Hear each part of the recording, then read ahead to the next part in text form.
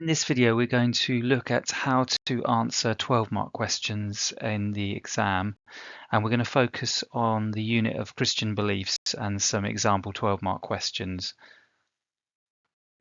As you prepare for exams or assessments, the first thing to do is to obviously revise the content for your shorter questions like your 3-marker, your 4-marker and your 5-marker. And that can help prepare you as well for the 12-mark question.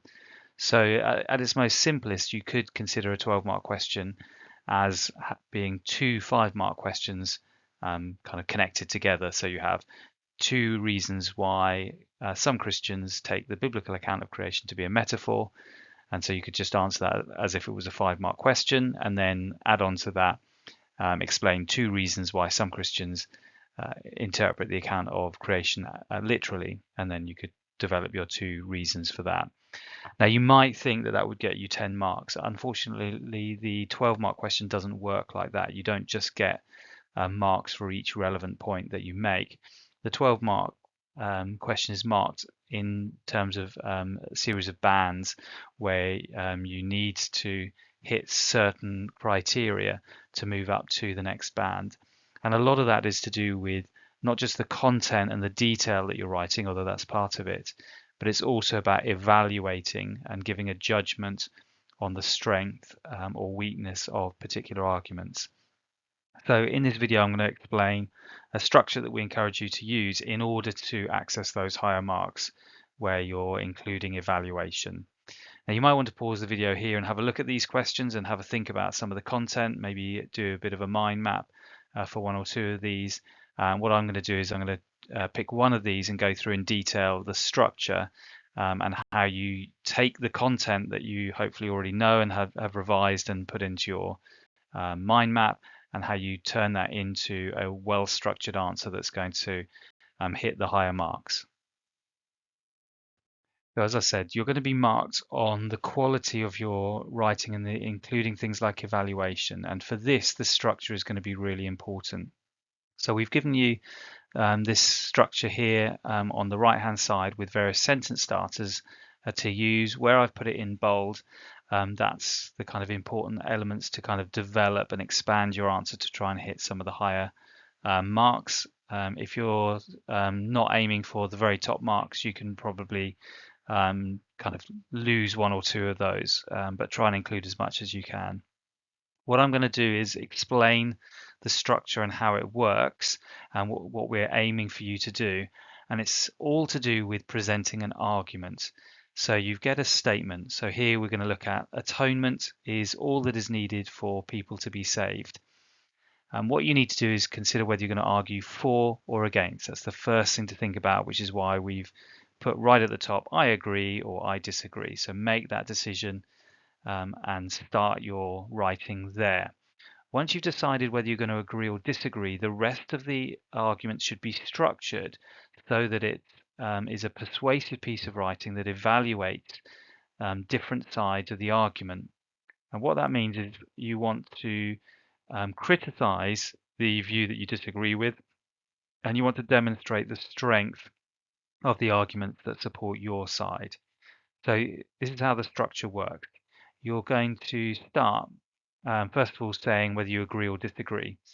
And then what you need to do is you need to choose what you consider to be a weak argument. So let's say you agree with the statement. The weak argument then would be a disagree. So that's why, as you can see with the options, if you choose first option, I agree, then you're going to respond, some Christians would disagree.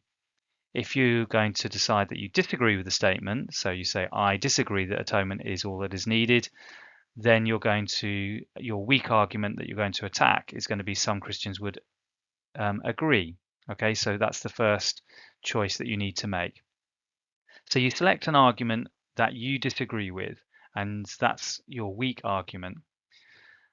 Then what you need to do is show that it's a weak argument. So this is where you're using content and you're showing your understanding of Christian beliefs, but you're using it in a way that is evaluating ideas. So you start with a weak argument, and now you're going to explain why it's a weak argument. You're going to criticize it.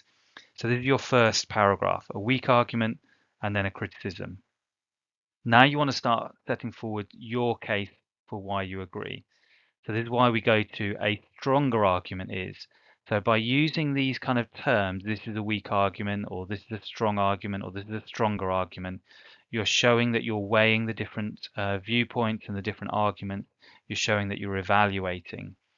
So you want to start now with your view. So again, if you agree, now you're going to argue for a reason in favor, and that's going to be a strong argument.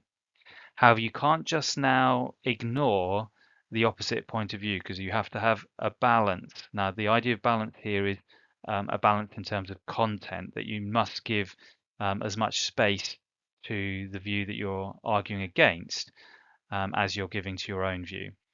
So what you do now is you give a criticism of your strong argument, why someone would disagree with your argument. So you have to consider the opposite point of view. But this is the weak side of the argument. So what you need to do is respond to that criticism and demonstrate why that criticism doesn't work and why your strong argument really is a strong argument because it holds up against the criticism. And then the thing with this structure is that although you started with the weak side, you end with the strong side. It can kind of take away from your own argument.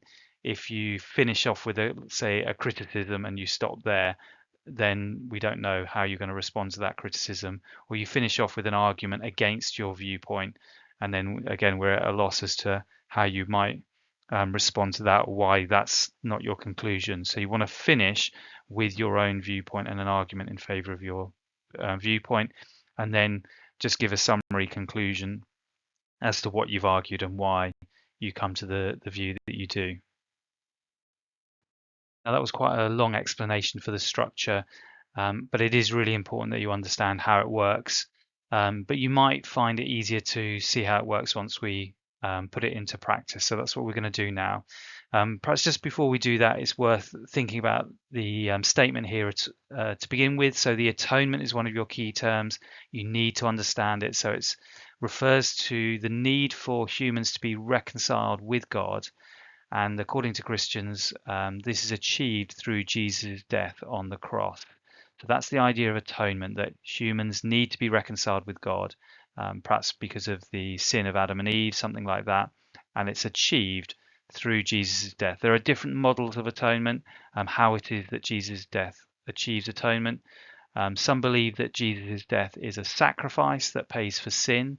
So Jesus dies to take the penalty of sin, which is death, and then that means that the sin has been paid for and that people can therefore be forgiven, and so reconciliation is possible. Some believe that Jesus' death is more to do with a battle between good and evil, if you like. So Jesus is defeating death and evil by dying on the cross and then rising to new life in the resurrection. So obviously it links closely with the resurrection. Another model for thinking about Jesus' death and atonement is that Jesus' death is a moral example. So it shows God's great love for humankind, and then when that's been revealed, Christians can see how God loves them, and then they can put into practice the same kind of love in their own lives, so that's what achieves atonement. So make sure you're clear on that. So we've got here a list of arguments for and a list of arguments against the statement. In my example, I'm going to argue in favor. So from these options here, I've selected one against to begin with, but you might want to pause the video here and have a look through and think about what arguments you find convincing and whether you would argue for or against. Okay, so the statement is that all that is needed for people to be saved is atonement, or I've reversed that obviously, but this idea of it, that's all you need. So some Christians might reject that, so this I've highlighted in red, because they follow the Protestant Reformation, which talked about salvation, which is another word for atonement, salvation by faith alone. I'm going to respond to that with the point that's highlighted in green, and I'm going to show you how we now fit these two together.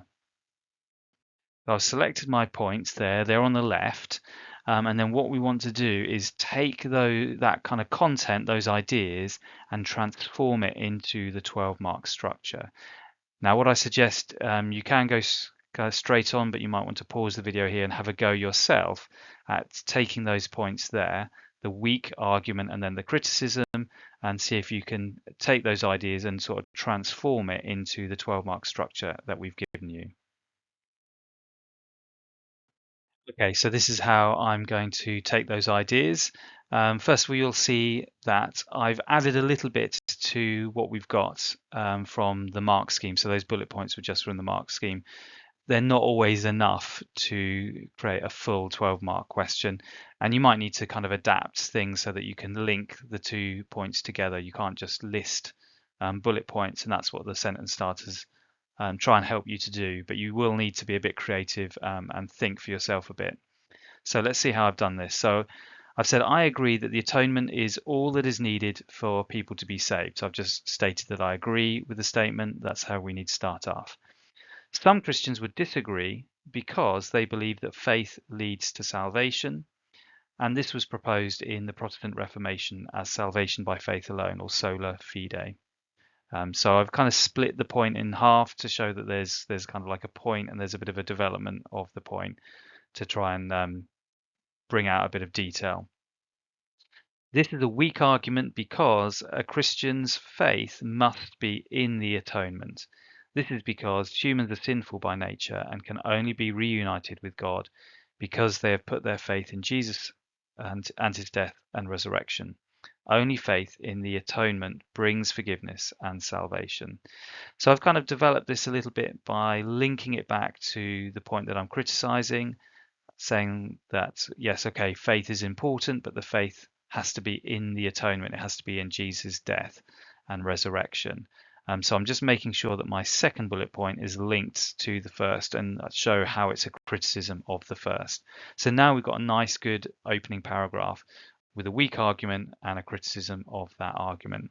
Again, you might want to pause the video here, have a read through that, compare it with what you've written. So having considered the opposite viewpoint and criticized it, we now want to move on to our own view. So we want to select an argument that's going to support our viewpoint, and obviously we want to consider it to be a strong argument. So I picked the third bullet point here. I'm not going to read through it now. Again, you can pause if you want and have a look and think where you might go for the second paragraph. If I've selected my view, I need to not just completely forget about the opposite view. So we're going to do a criticism of the argument that I'm going to use. So this is where you need to be, again, a bit creative and think about how you can link the bullet points together. And then finally, I need to pick another bullet point and think about how that can respond to the criticism and hopefully sort of build on my strong argument in some way. So here we've got a kind of sandwich structure where we've got my view, a criticism of it, and then my view again.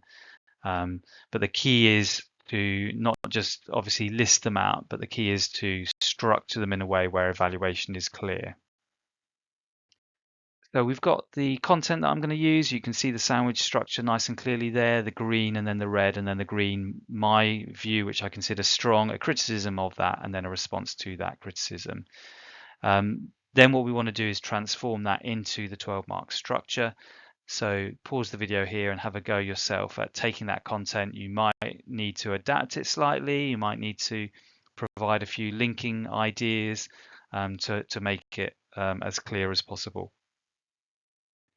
So now we need to take these ideas and use the 12-mark structure in order to present a good argument. And sometimes, as I've already said, you need to develop a little bit more. As you can see, I've added a quote. So let's have a read through what I've done. So a stronger argument is that atonement is achieved because the death of Jesus is a worthy substitute for all humanity's sins. A quote that supports this is that Jesus is referred to in the Bible as the Lamb of God who takes away the sins of the world, and this shows that Jesus' death paid for our sin and so satisfies God's justice and prevents his anger against humankind. Someone might respond and say that baptism is also necessary for salvation because only after baptism can a person be truly saved. This is because baptism is the sacrament of initiation into the Christian life. However, I would argue that the death of Jesus is atonement because Jesus has power over death. This is important because the death of Jesus pays for the original sin committed by Adam and Eve, so his death was a ransom for all. So we've got quite a detailed paragraph there with a new argument in favor of the statement, a criticism or a response to that, and then a response to that criticism. So we've got that kind of sandwich structure that we've spoken about. As you can see, you might need to add a bit more detail in order to kind of pick up all 12 marks, which is what I've done, which is where the bits in bold where it says and or it's or a quote that supports this and so on. Okay.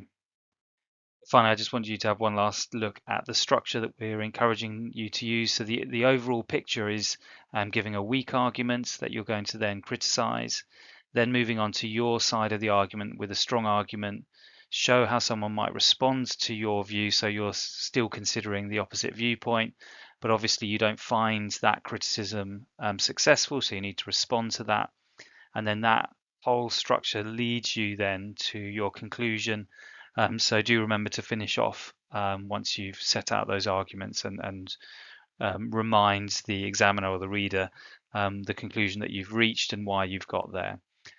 You might want to pause this before the video ends and have a go at one of the other questions using that structure and those sentence starters. Thank you very much.